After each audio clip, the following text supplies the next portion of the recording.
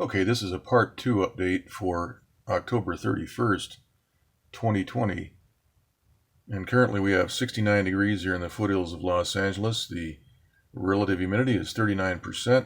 The dew point is 43 degrees, and we have a barometric pressure of 29.95. That's rising, despite the fact that we have a closed mid and upper level low pressure system right off of California. Let's go ahead and take a quick look at the pressure maps here in a second, but first we can see all that moisture moving right into Southern California. This should be delivering rain, and we see here on the long wave IR map, the infrared map, all that moisture, all that condensation that is developed around this vortex.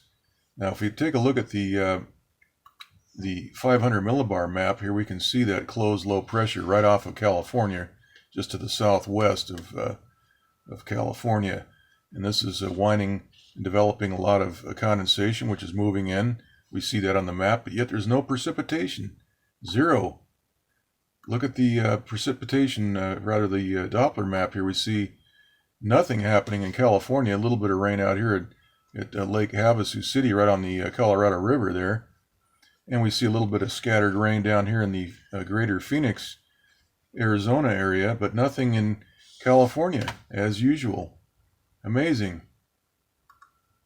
So we can take a look here at the, that's actually reloading.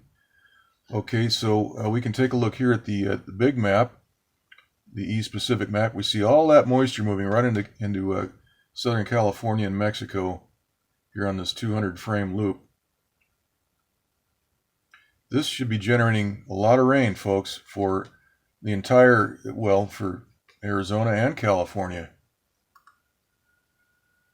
And we can see that right there. Once this map reloads.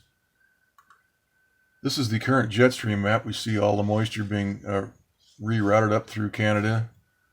And we see that here happening. We still have high pressure forcing that jet stream up into Canada. This low right just north of Hawaii will be blocked for the most part. We can see that high pressure right there, which is blocking all that weather. And yet we've got rain opportunities moving in, and what do we see? The skies have been sprayed over with the chemtrail aerosols, and I showed that in the first video today. We could see the streaks above the clouds in that one area. This started about 1 o'clock in the afternoon. We saw the planes up spraying as the moisture was moving in. So once again, this is the 500 millibar map. Here's the 300 millibar map. We see that closed low. And then we see a high centered right here, just on Northern California, right on top of Northern California, right there. And yet we have zero rain, and that's because of the jets spraying the aerosols. Now let's go ahead and take a look at the surface map right here. We can see all these squiggly isobars. This is evidence of manipulation. At the surface level, we see clean, more or less clean isobars out here in the central east and central Pacific out here, but over the mainland U.S. we have all of these squiggly isobars, and that's because of the microwave ground transmitters working to manipulate the atmosphere from 0 to 18,000 feet. So most of our weather occurs at the 500 millibar level all the way down to ground level, and we see that there's no low pressure at the ground level, as shown here on this map. This is the sea level pressure map. Okay, let's see if we can get this map to play, and we can see all that moisture wrapping around the vortex there and streaming right into California. And this whole area was sprayed over.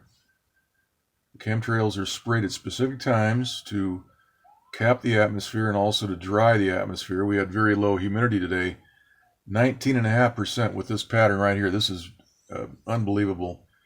And yet we see these people on TV, these puppets on TV that are being paid six-figure salaries to lie and to overlook and to ignore what we're seeing here on these satellite maps. You're not going to see this on the mainstream media. They don't show that to you. They show you the cartoon animated version, as I've mentioned many times. There's a reason for that. And they never mention the spraying activity by these specially equipped jets that spray these chemtrail aerosols. That's never mentioned. So the fake news is a big part of everybody's lives. The main mission is to deceive and to distract and to cover up. Let's take a look at the National Hurricane Center map. We have a new tropical storm in the Caribbean right here. This is Eta. This just formed, and this is moving due west at 15 miles per hour. Now, this is supposed to run into either Honduras or Nicaragua on about Tuesday morning. So we'll keep an eye on that. Out on the East Pacific, nothing's happening. We've got basically no activity to report. The big map, we can see a lot of thunderstorm activity down here in the tropics. But this here is criminal activity. We should be getting rain. The news should be reporting this. Hey, why isn't California getting rain? Time after time, we see these moisture fields move in, and we can forecast with ease. We can forecast with great accuracy the spraying activity by these specially equipped jets that fly high above the weather, and they also fly pretty much higher than at about 35 to 40,000 feet. They typically fly above commercial flight traffic, but as I've mentioned, sometimes we see UPS and FedEx jets, Southwest, and other airlines spraying these aerosols. But at any rate, this pattern right here, we have a mid and upper level closed low. This should be generating a lot of rain and precipitation for Southern California. So there it is. No rain anywhere in California once again. So if you haven't signed the Recall Gavin Newsom petition, please do that. Go to www.recallgavin2020.com and sign that petition. That'll be a start getting this state straightened around. It's going to take a long time, but that's a start in the right direction. Okay, we're just going to leave it right here, and we'll get another update real soon. That's it.